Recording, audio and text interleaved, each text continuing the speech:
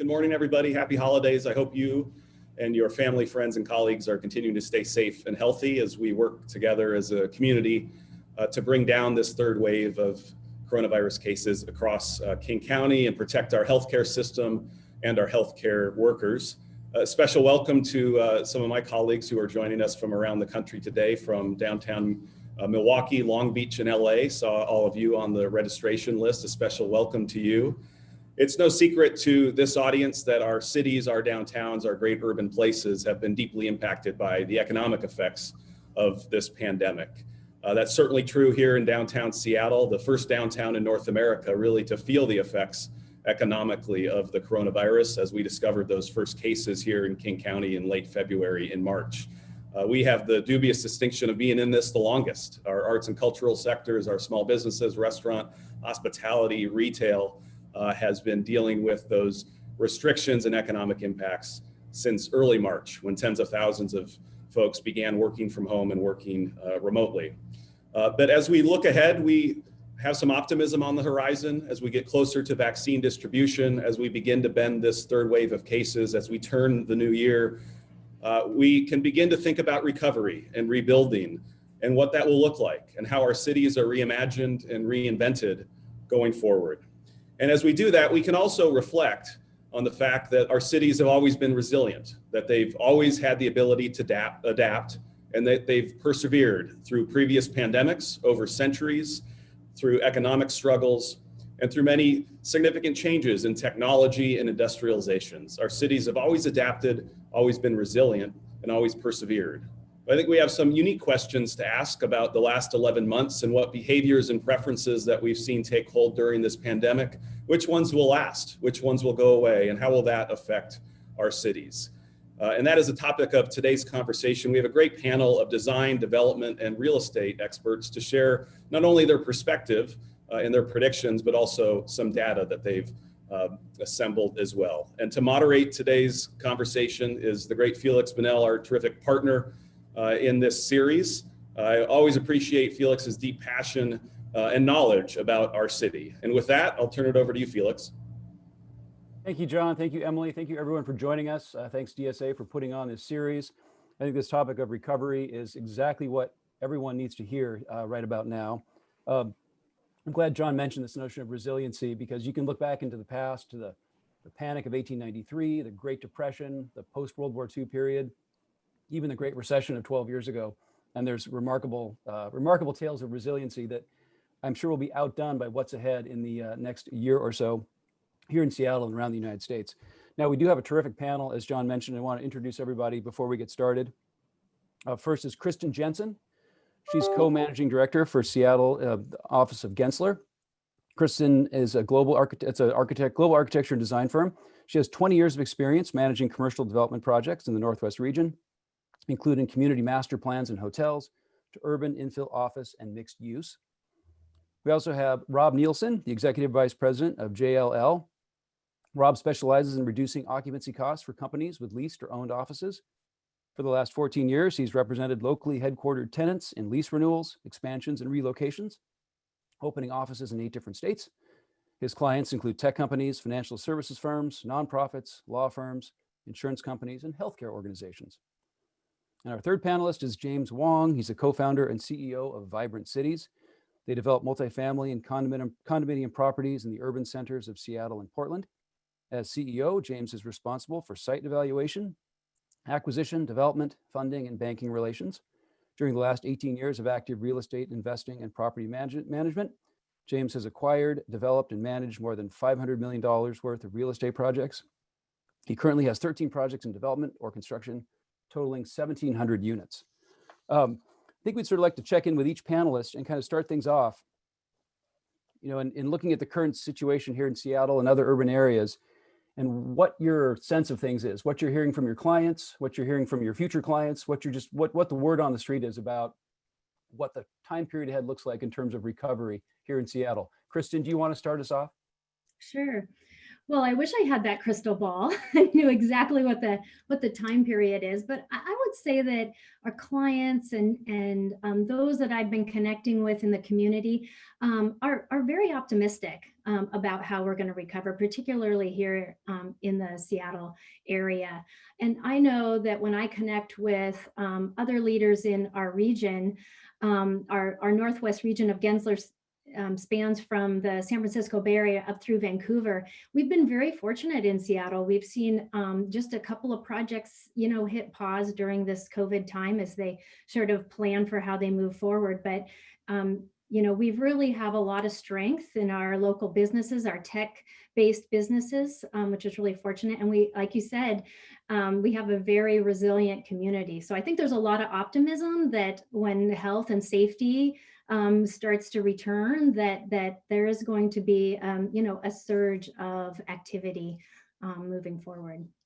How about you, Rob? I think back to a webinar that JLL had a couple of months ago, and one of the clients on the panel said June is the new January when it comes to recovery, and it made me smile to realize, we're having to push this out a bit, and we will until there's real confidence around the vaccine deployment. But certainly from a national standpoint, when you talk to the head of our capital markets teams, at least on the West Coast, certainly Seattle is without a doubt the best position along the West Coast in terms of recovery. And nationally, we see that expectation in terms of strength of recovery for a large city, competing only with that of Boston. So Seattle is better positioned because of the diversity of industry and other factors for us to be out and get ahead of this thing when things get back to normal. James? So in our industry, we've had prosperity for the last decade, started around 2010. And for the last couple of years, we're thinking, okay, this prosperity can't last. It's got to stop somehow, and we're thinking, okay, how cautious should we be on our new investment if we come to the next cycle? Because, real estate's very cyclical. And, pretty much every 7 to 10 years, we hit a cycle, right?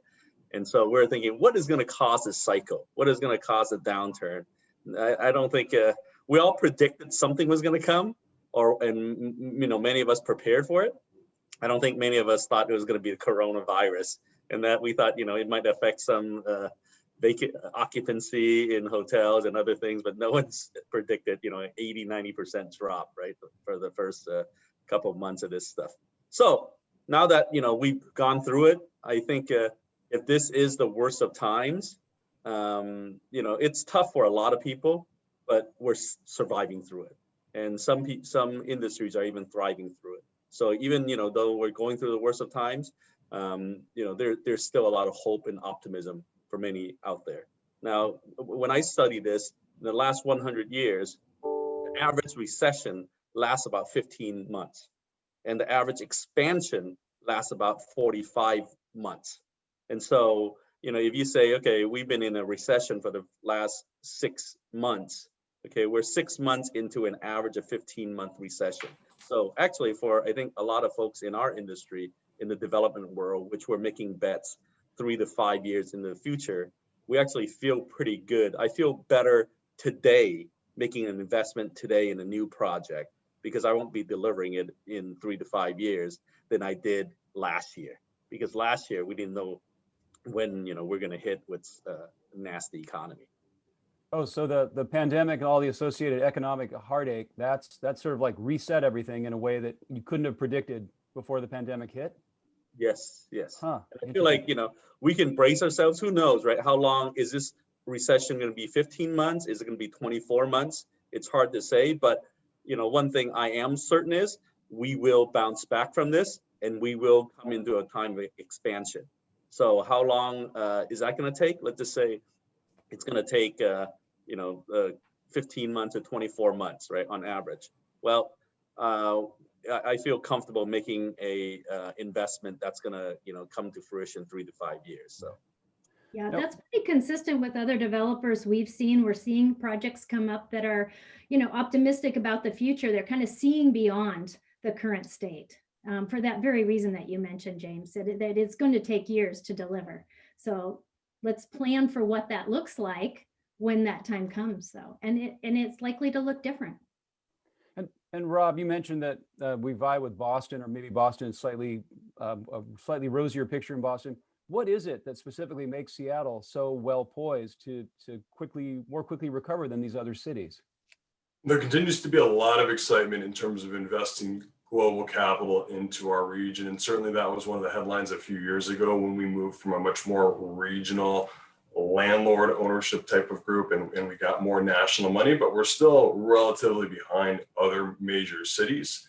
Felix, one of the pieces of feedback that we're hearing a lot right now, and when we talk locally, we hear a lot in the news about Seattle versus Bellevue, Seattle versus the East Side, or tenants leaving Seattle.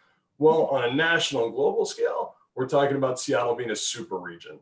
And that has to do primarily with the infrastructure that's come through in terms of connectivity for transportation. So the light rail is a game changer for us. The ability to consistently go from the U District or from Northgate to get into downtown Bellevue or up to Redmond on a consistent basis is providing even more confidence for investors to come into our region. So they are looking at it as a much larger area than just Seattle. And we're hearing feedback that we are even more competitive at this point and will be than Silicon Valley when it comes to that interest in investment.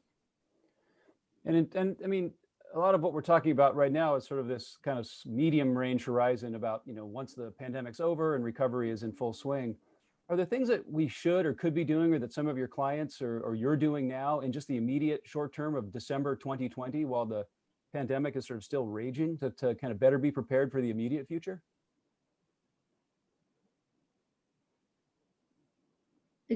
Sorry, did you address that to a certain person? It's open. Anyway, whoever wants to answer, are there things that we should be doing now or could be doing now to kind of speed things along even faster? To speed things. I mean, I think we have to be diligent about being healthy. Honestly, we need to conquer this health crisis. So we need to be responsible and wear our masks and stay home if we can, to help ourselves get through this.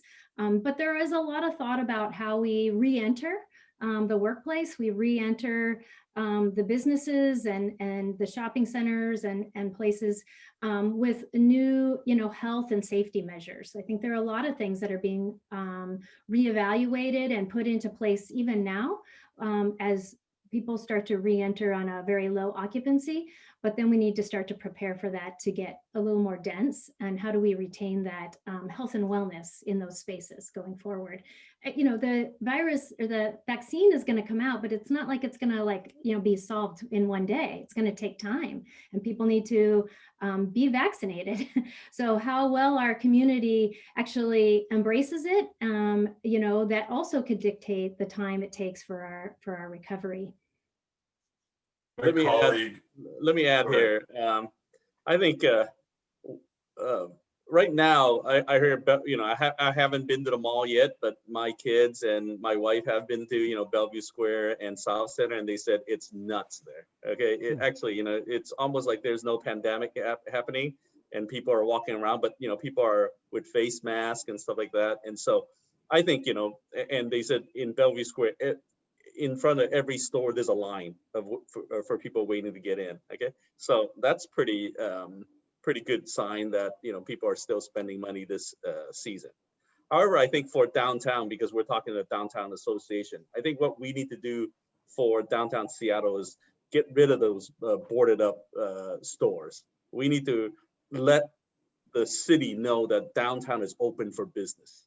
I think the mayor, the downtown association, perhaps a greater chamber, we need to put together a fund that actually gives the business owners ease to actually let down those boards, okay, so that we can still see the glass, see the business open, and if anything happens to the glass, we need to fix it quickly. We need to make downtown Seattle inviting. We need to let people know, hey, we're open for business and we want you to come. Walking around the malls are nice, but there's nothing like walking around downtown Seattle and to enjoy the holiday season.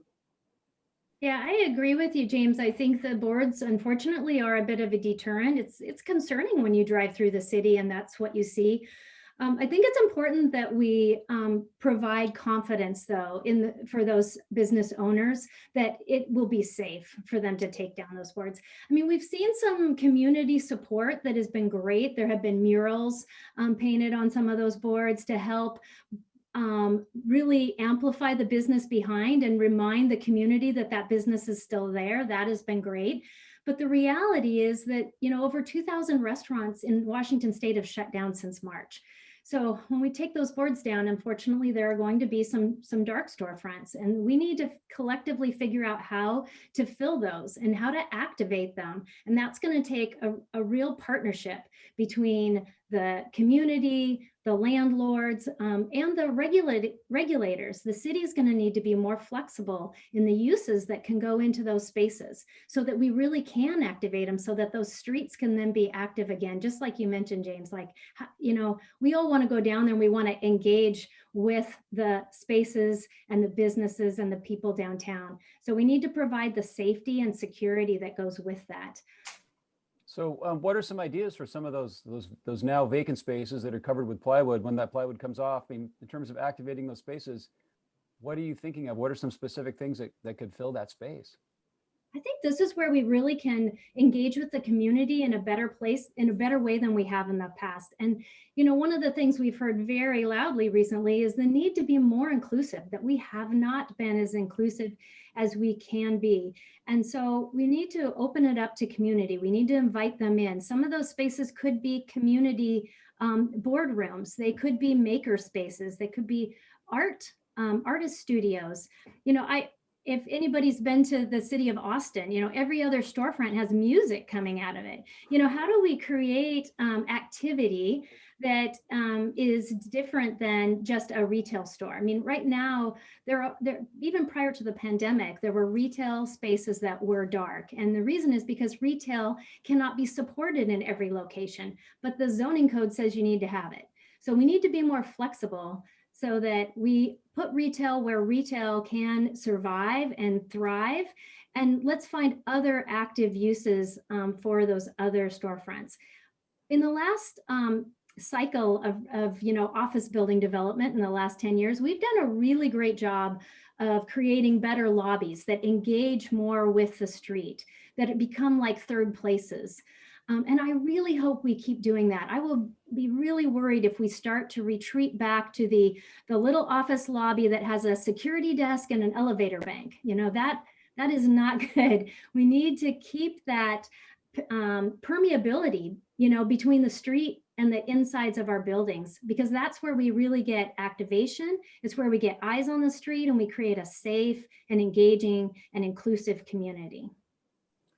I think another thing we can boost our economy in the downtown area and is to give businesses that want to start business there to take over a spot. I think we have a lot of, very creative and ingenious people, right? And so if we actually give startup funds, for example, here's some easy math, right? If there's 400 restaurants that have closed down permanently during this pandemic in downtown, if we actually gave a $50,000 startup cost to them, it could be a very low cost loan, or, that you can pay back over years, or maybe part of it is grant. That's only $23 million. That's $23 million the city and the county and the state can invest in downtown Seattle, and we got usage for all 400 of those restaurants that have closed. That's an example. That's money well spent. It doesn't always have to take money too. One of the things we've seen is that there has been a really big difference between how communities have responded to supporting local small businesses and restaurants.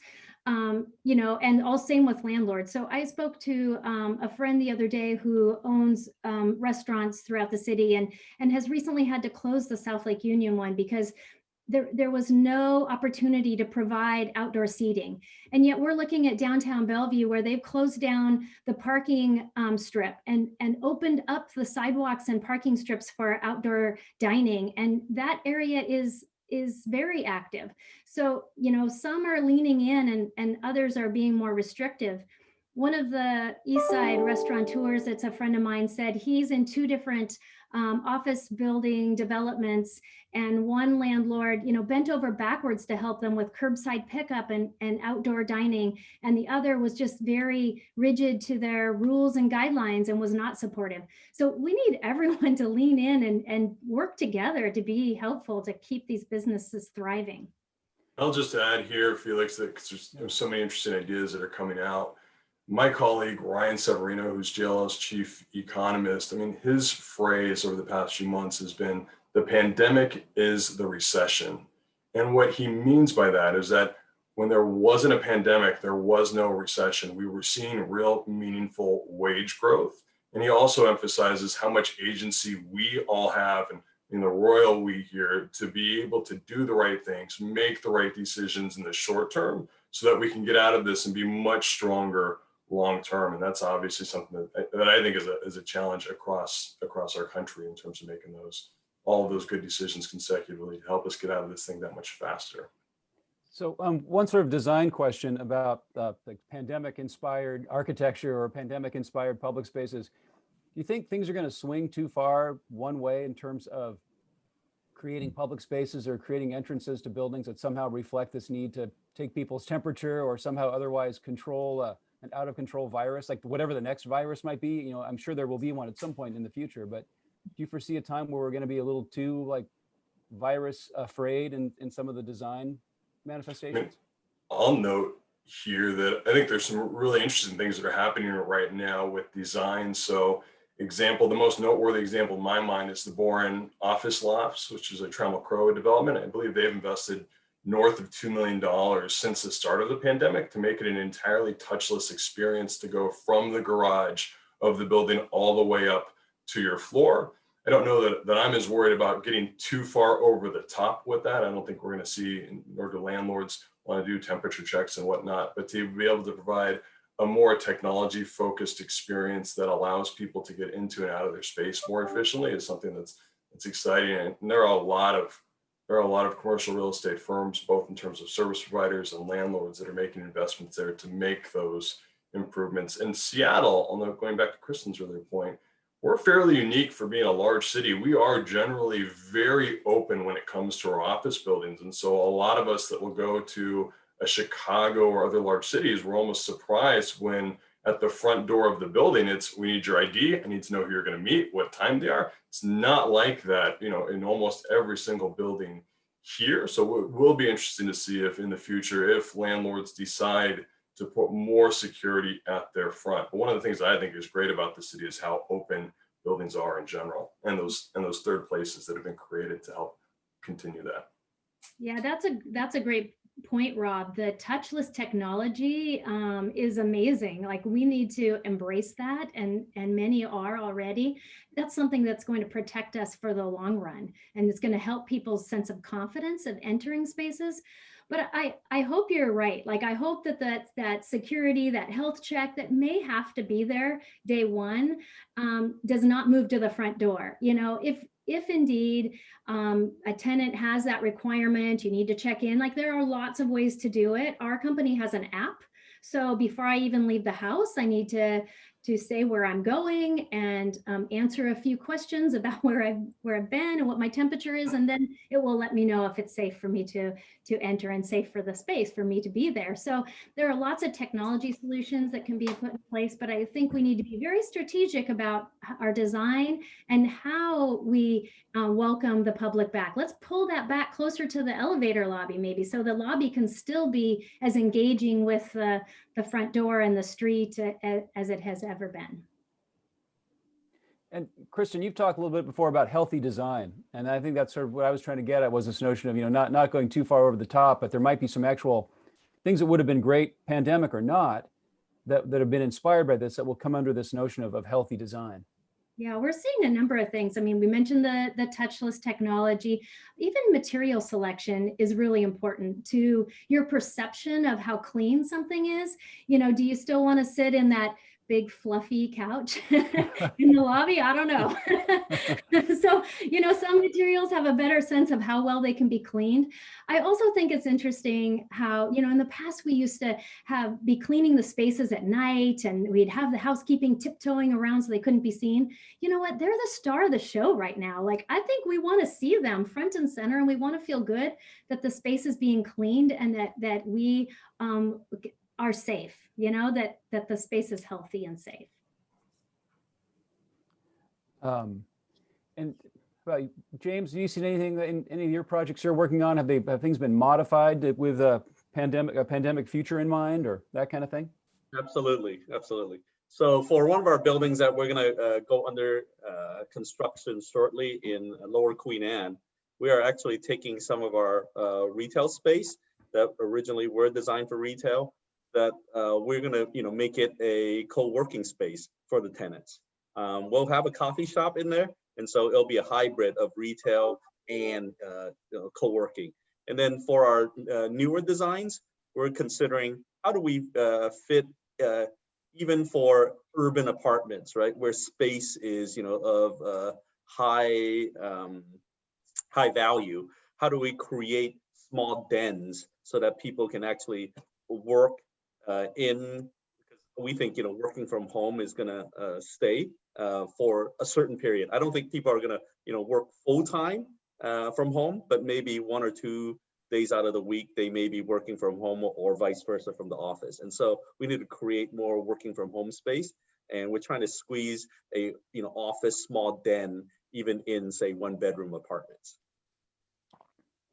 And Rob, any sort of trends that you're seeing in the work you've been doing that reflect what we're talking about, or?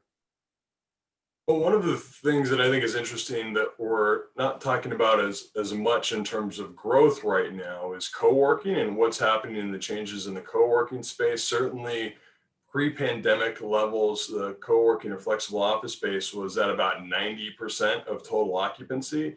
Since then, it's dropped to about 40%, and that's in terms of commitments there. It's obviously substantially less when it comes to people actually in the space. Right now in our region, in the greater Seattle area, flexible office space comprises about 3% of the total market. And so if you think of our market generally as being about 100 million square feet of multi-tenant office type of product, that's about 3 million square feet of total co-working. And it comprises 100 plus locations, dozens of providers. JLL, both before the pandemic and still currently, we are expecting that to grow substantially. And so by the year 2030, we're expecting this across large cities nationally to be closer to 30%.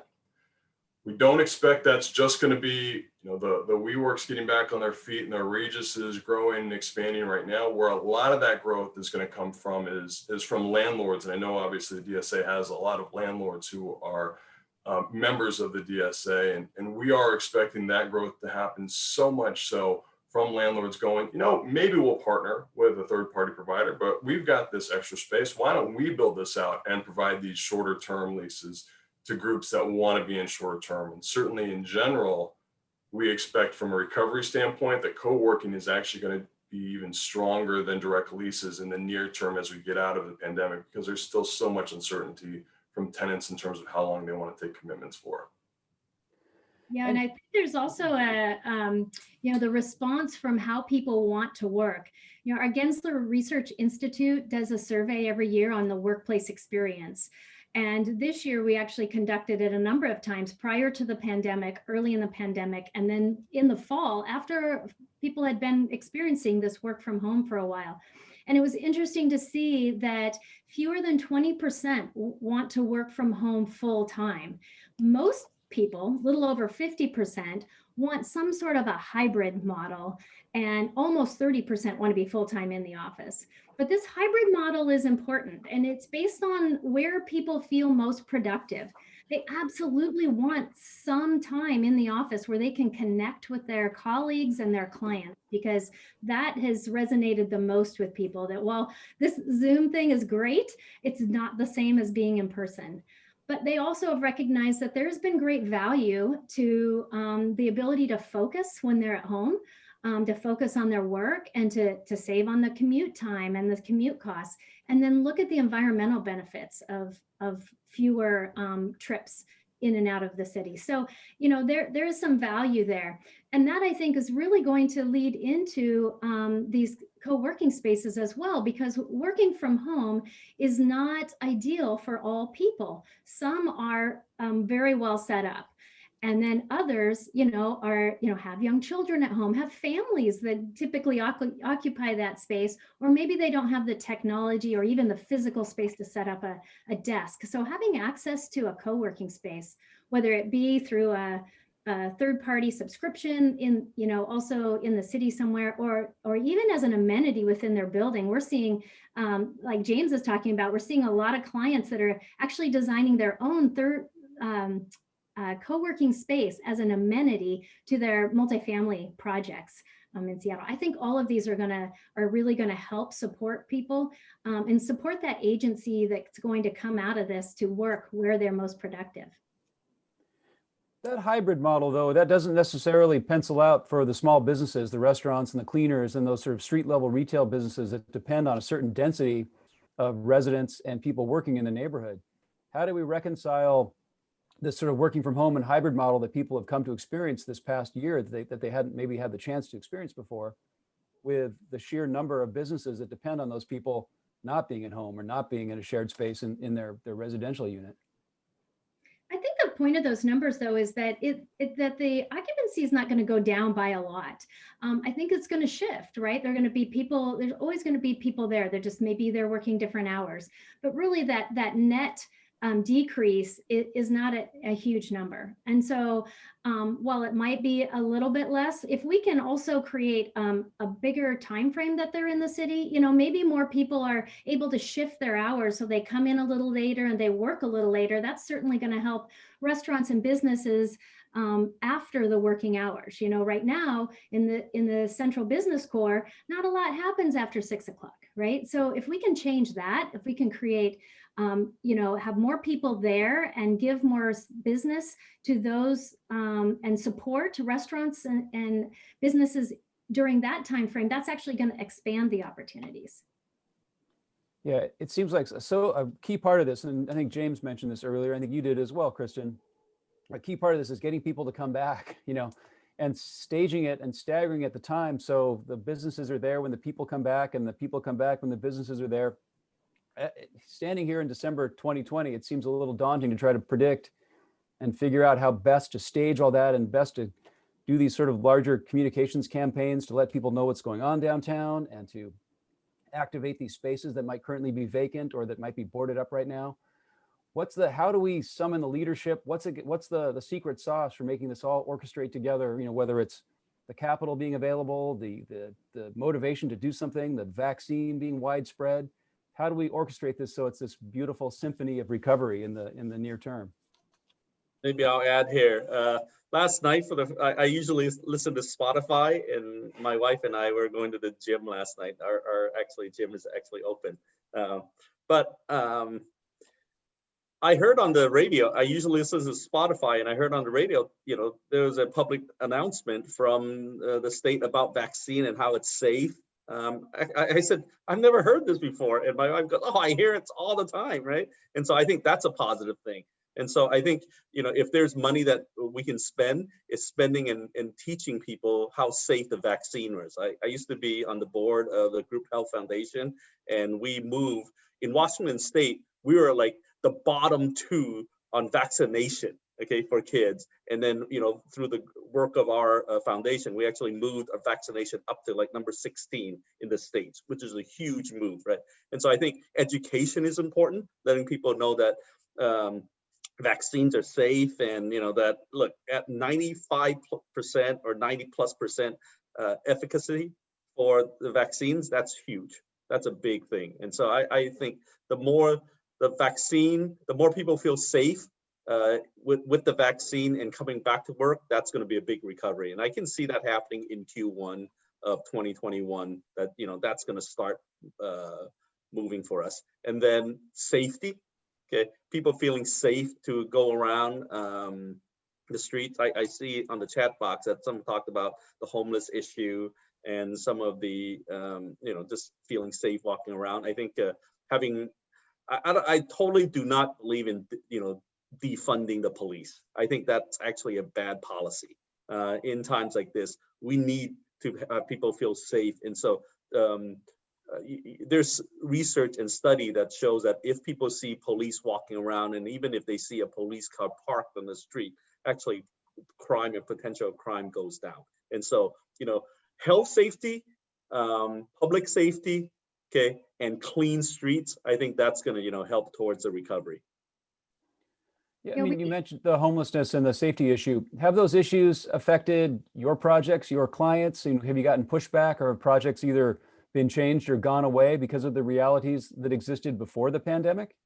Well, we're an urban infill builder, right? So we believe people always want to live, at least there'll always be people who want to live in the heart of cities. They want to, great neighborhoods. I miss, eating out with my family and eating out with my friends, right? Enjoying a great meal. You can't do that in the middle of Timbuktu.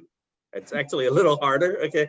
But, okay, eating a great meal, enjoying the arts, going to a museum, okay, these, are great things that enhance life, and you just can't do that out in the suburbs too much. And so there'll always be people, we believe, that want to live in there, live in the heart of cities and in great neighborhoods.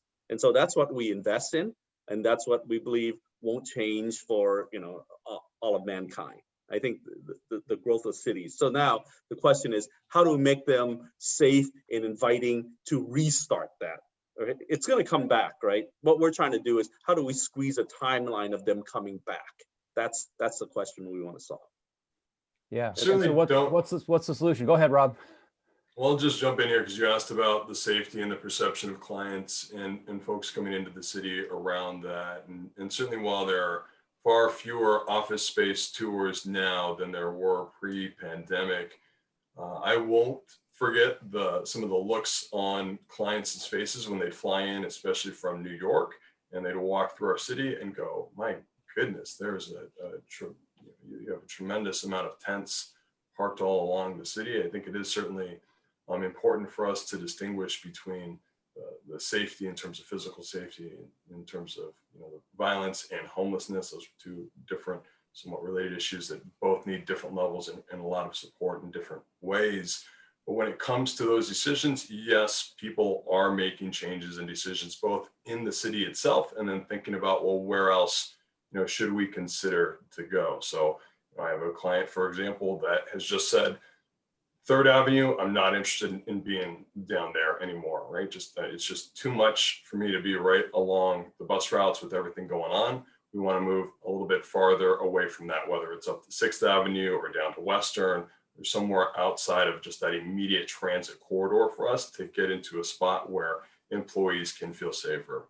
And certainly, we do have a lot of work to do when it comes to affordable housing and other changes that need to be made. Absolutely. We need to find solutions to these problems, and we need everyone to lean in. I think it takes the community, the business owners, the police, City Hall. Everyone needs to be having that conversation together. We can't have City Hall, telling the police department how to do their job, right? And we can't have, the community feeling like they need to act out to be heard. That doesn't work. We need to put our weapons down. And as I used to tell my kids when they were little, let's use our words. Let's come together and talk it out and listen to each other, because there is a solution, but it's not simple. And it won't be one thing. I think there are a lot of things that need to be addressed. But we need to listen to each other, and we need more transparency in those conversations. Yeah, I mean, in the past, great crises or great times of great deficit have created opportunity, real silver linings for kind of great civic leaps forward, whether it was, the World's Fair in 1962, which took a, massive effort of organization and cooperation from all levels of government. Same thing a little bit differently with Forward Thrust in the late 1960s and the money that was raised through taxes to create all kinds of public amenities that we still are enjoying, here 50 plus years later. Is there some, all these great ideas, they all, whether it's activating space or whether it's loans for small businesses or people to entrepreneurially update some of these spaces or activate these spaces? it seems like there's opportunity for some big leadership, like big campaign of multi-jurisdictional and, not some new bureaucracy certainly, but some soft power, persuasive campaign to tie all these elements together in a way that, reaches the developers who are investing in the future, but also reaches the people who are making decisions about where they're going to shop today, or where they're going to, where they're going to look for a job. I'm going to touch on a topic that, it's hard to say, but, or some people are afraid to say, and that's why I guess maybe I'm here and to make a comment about this stuff. Okay, look, I think we want to be, look, I'm an immigrant, okay? I came to America with nothing. Our family moved here and people say, hey, why did you come? We came from communist China, right? The China today is not the China that we left in 1980. And we came to America because there was no food and we had to work hard to, build a life, right? And so, I get what it means to, we lived on food stamps. I lived in the projects, okay? And, we moved away from one of the projects because we got robbed like multiple times in, just a few months, right? Okay, so we know tough life. So what I share is we can't, if there's lawlessness in the city, lawlessness will happen. We need to be tougher on crime, okay? And we need to be tougher on people just breaking rules. So I'll say this, we want to be compassionate for the homeless people, but we can't be, compassion is not leaving them living in tents. That's not the solution. We have to get rid of this tent, allowing people to camp anywhere in the city. That's actually not fair to the citizens who own homes and own businesses, because we have to pay taxes. We have to clean up the cities, and and so we have to have a better solution, and we have to be tougher on allowing people to camp anywhere they want in the city. That's number one, okay? And then number two is we need to be tougher on crime. If you actually do crime, people say, oh, they've done shoplifting for 50 times already, and they go in. The police don't even want to book people. And then we also have an issue of if you actually carry less than a certain percentage of dosage of drugs, they don't even arrest them. Okay, that's actually not good things for our city. So I think one, we need to be tougher on crime and actually be more compassionate, meaning not letting people camp anywhere. We need to, there's actually a lot of, I don't know if people know this, but we actually have enough shelters in the city to actually have people live off the street. It's actually, we have to solve the problem. The homeless issue is actually a drug issue, okay, and a mental health issue. And we got to look at what those are, what it is. And the city needs to be tougher on that. And I think, there's a point now, I think the city's gotten so left on our politics, okay? We need to actually be a little bit more moderate and go and, serve, all the citizens of the city and a greater region. I said it again.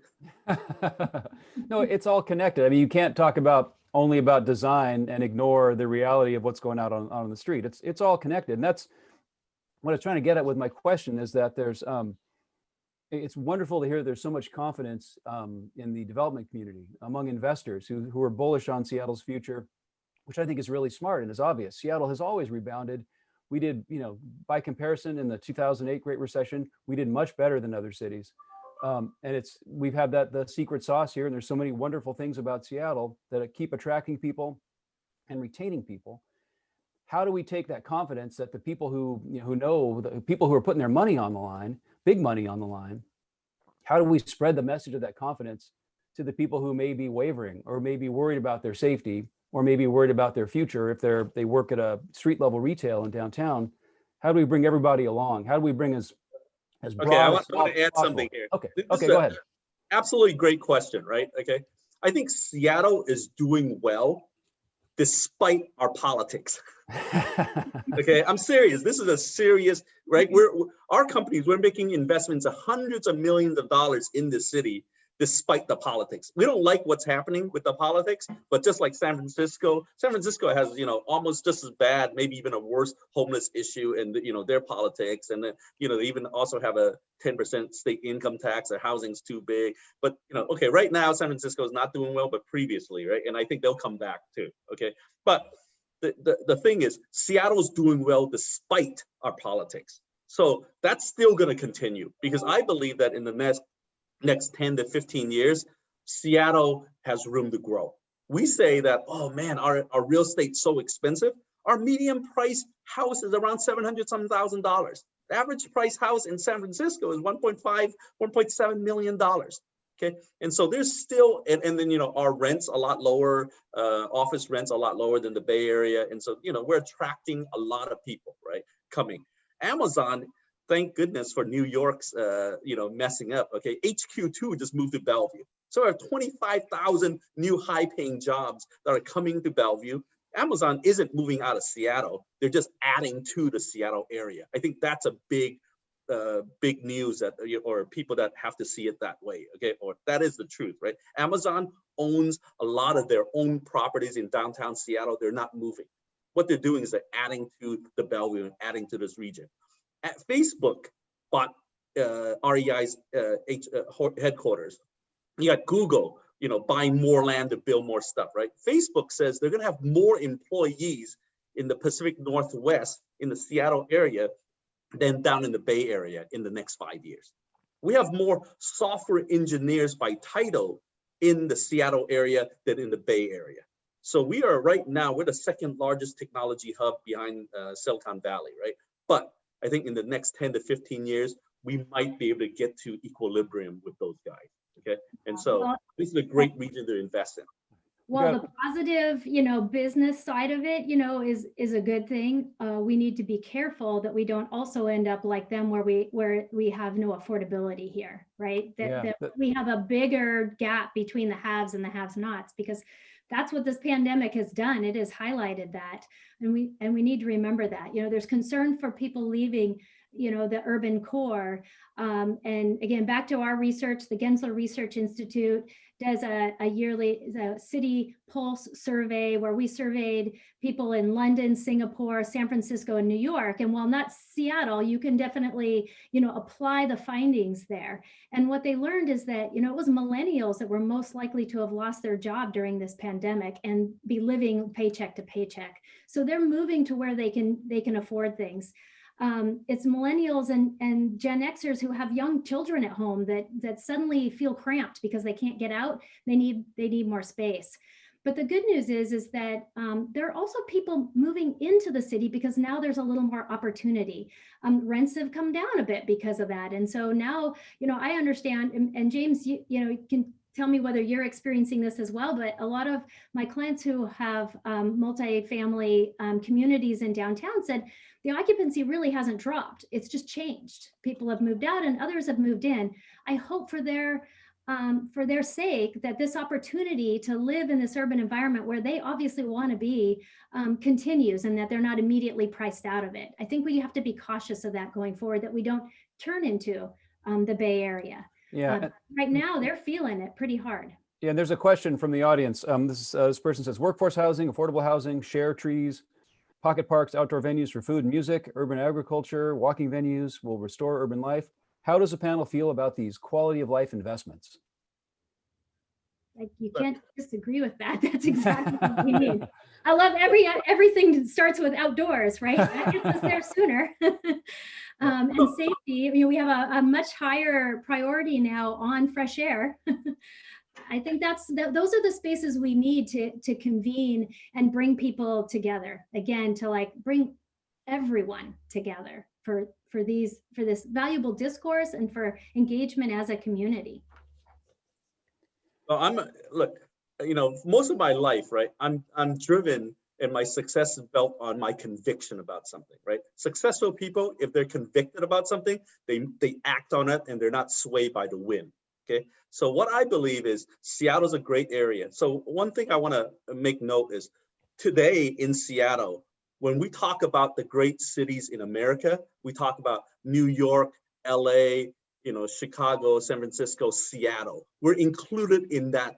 Ladies and gentlemen, we're included in that conversation, right? We as in city of Seattle.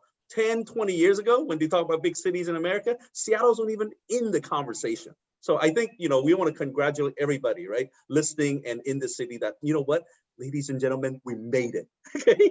But second, we're going to get even better, okay? We're going to, because the influence of our city, we're so lucky to have, Microsoft, right? To have Amazon, okay? And to have, Starbucks, Nordstrom's, Costco, right? We have a lot of great Fortune 500 companies that are making global impacts. Boeing, okay, that's making global impacts, and we're part of that trend. So all that stuff is great and it's positive, right? And so what I want to say is, okay, for the city of Seattle, we are on this trajectory, and it's hard to stop that momentum, but we have to be careful.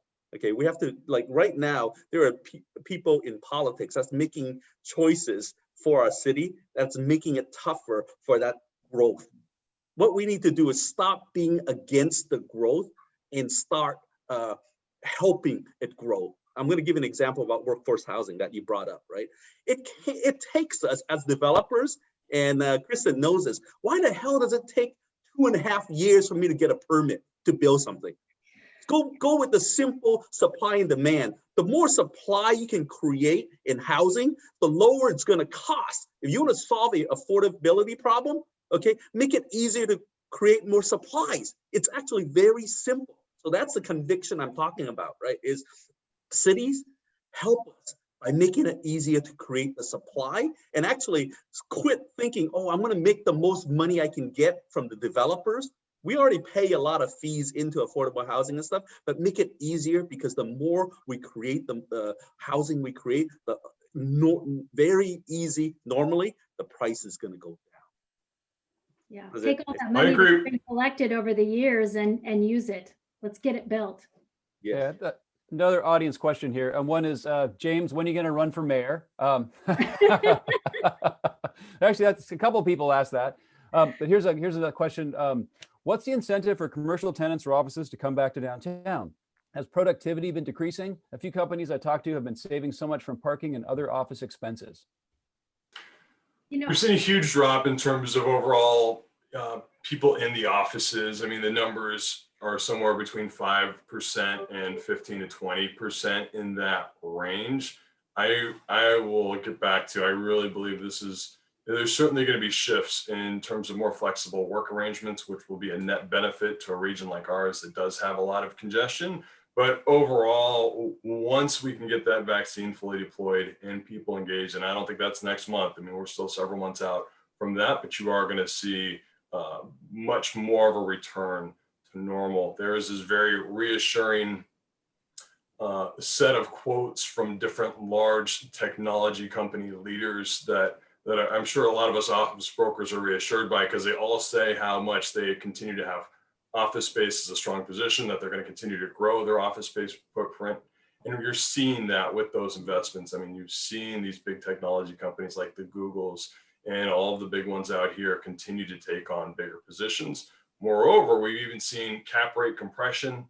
Not everybody's going to be familiar with that, but basically what that means is that, the difference between what a building is listed at when it's being for sale versus what it sells at, and actually the price is going up in that regard. So you are continuing to see conviction around companies having a strong presence in their downtown cores. And we're certainly no different. I think the one other thing that I haven't touched on yet, but is important to note, that because of the trends, and we've seen some of the gaps when it comes to supply chain across the country, there is an explosion in GMP types of facilities. And yet again, our Seattle region is stronger, in a better position than most, because of so much of the Boeing talent. And so even though we're hearing about some of those layoffs near term, the growth in GMP types of facilities and expertise that we have here, again, sets us differently and apart from so many other parts of the country. And for those who don't know, what is the GMP type of facility? Tell us what that is. It's basically kind of good manufacturing practices. Just think of it as, we've for so long done so many things across on different parts of the world and brought them in, but bringing more of that to our shores. Yeah, I agree with Rob. You know, never has human connection become so important to us as it is now when we're so isolated. And the office is really a catalyst for that. It's the catalyst for engagement, inspiration, and collaboration. People want to come back, and the number one reason is to interface with the face-to-face meetings with their colleagues and with their clients. It's you know, you can't recreate that coffee or the water cooler chat, you know, through Zoom. It just doesn't happen. You know, as a leader, I really realized that in this environment, I interface with maybe 20% of my office on a regular basis, you know, outside of an all staff meeting. And I miss the opportunity to just walk throughout the office and interface with, you know, every single person. And that is just very hard, if not impossible to replicate in this environment. So people will come back. We get asked this all the time, you know, is the office space, are people going to give back office space? You know, how much is needed? Do they need less? Honestly, right now, we're not seeing that there's less needed. It's just going to be used differently. You may see fewer desks for focus. You may see a lot more spaces for collaboration. So same amount of space used differently. Probably have time for one last question. I like this. How do your clients become part of the solution? I think that's a wonderful question.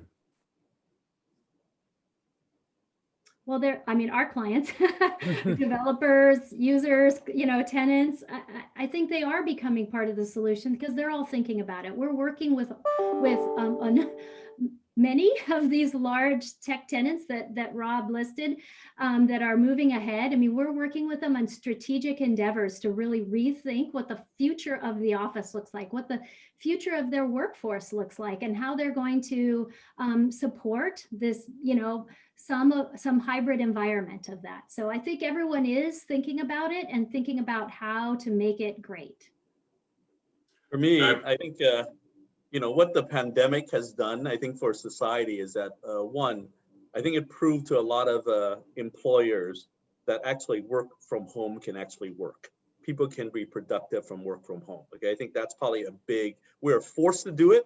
We probably would not have done it, or many people would not have done it if they weren't forced, but they were forced, and they actually go, oh, you know what, work from home actually does work and doesn't kill productivity.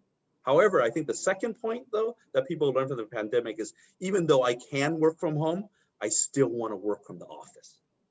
Okay, and so I think you're going to see a nice hybrid of that come in the future.